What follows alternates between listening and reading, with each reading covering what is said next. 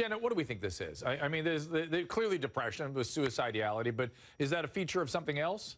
You know, I was just thinking, I've heard the stories about how she went for a bike ride at 6 in the morning wearing leather pants. She goes missing for an entire day. This is not somebody who's using rational thoughts or is based in reality. This is somebody who presents with a ton of suicide risk factors. And, you know, to be honest, I wouldn't be surprised if the next headline we see is, you know, Sinead O'Connor kills herself. She's really at risk. Right. There's so many pleas for help here from the Facebook posts and the lyrics in the songs.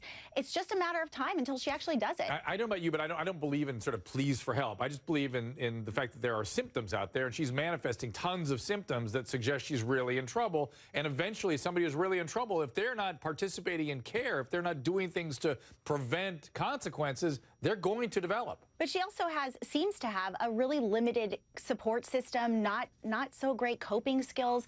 I mean, we don't know if this is substance-induced depressive symptoms or psychotic, you know, features.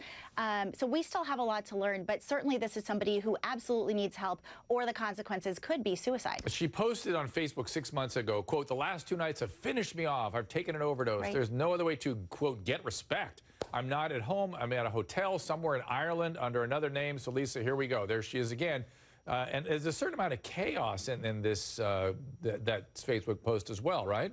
Absolutely. And then even more recently, she's been in the news because she got into trouble with something she said about Arsenio Hall, where she claimed that Arsenio Hall gave Prince drugs, and then Arsenio Hall was going to sue her for what she said. And that just happened within the last couple of weeks. So I think we've seen over a period of time that she's been publicly demonstrative about her depression and talking about it. She's been talking about her, you know, a troublesome relationship with her children, and now this latest with Arsenio Hall and Prince. I think that, you know, she definitely has had a history of trouble, and thank God that today ended well and that she was found safe. In 2007, she spoke to Oprah about having bipolar disorder. That didn't necessarily stick. Watch this from Own. This is a mood stabilizer, yeah, and antidepressant. There was this huge hole, and when I took the meds, and within half an hour, it was literally like I felt concrete coming in to fill the hole. It was actually like something broke in my brain, is the way I would have experienced it. That everything just became too much, and the best way I could describe it is you're so sad, just terribly sad. Now, when was it that you had your serious suicide attempt? Yeah, 33. 33, yeah. I did it on my birthday, which is a real bipolar kind of drama thing to do. Yeah. You know what I mean? So I can laugh about it now, obviously. And so would you say that the meds have brought you into balance or helped you to come into balance? Yeah, definitely. I mean, it's a work in progress. Do you know what I mean? I'm not going to sit here and claim, you know, that I'm kind of perfect or anything. All right, Jenna. She said there that she was being dramatic in how she manifested her suicidality. On the Facebook post, she says that, she gets no respect, so she's going to commit suicide. Then after that Oprah interview, she revealed that she was actually misdiagnosed because she has post-traumatic stress disorder.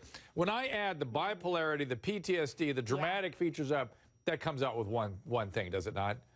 Yeah, this is not somebody who's based in reality. This is somebody who's very unstable. It's probably actually multifactorial, right? I mean, I wouldn't doubt the bipolar, but psychotic features, minimizing her symptoms and then over-dramatizing them. Borderline. Yeah.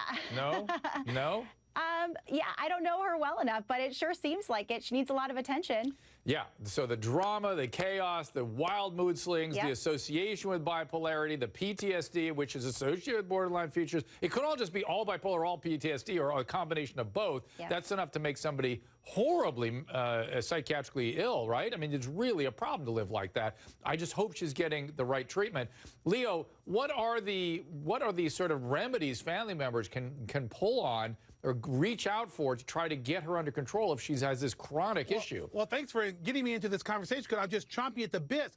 Listen, I cannot understand. I handled one of the biggest cases where a woman was bipolar and the police released her. Why didn't the police arrest her, put her in her 5150, put her in a psych ward? She cannot do it by herself. Leo, I totally agree with you. Police? But here's two things I'll say to that. What's 72 hours in a psych ward going to do for somebody who's chronically mentally ill, number one? Number two, the cops get sued if they don't meet the criteria precisely. But it's a start, Dr. Drew, and this woman's had a history. I've been listening to all you professionals talk about this woman, and she has not been able to take care of her matter privately. This is where the public has an obligation to do something with this woman. Leo, conservatorship, you put somebody like this in a conservatorship, you think that'll stick? Well, I'm not saying it'll stick, Dr. Drew, but I'm saying, what about the initial 5150 hold? I'm saying that's a high liability move with little potential outcome unless she's actively suicidal. But I agree with you that some sort of chronic measures do need to be taken. The problem is we can't get those done.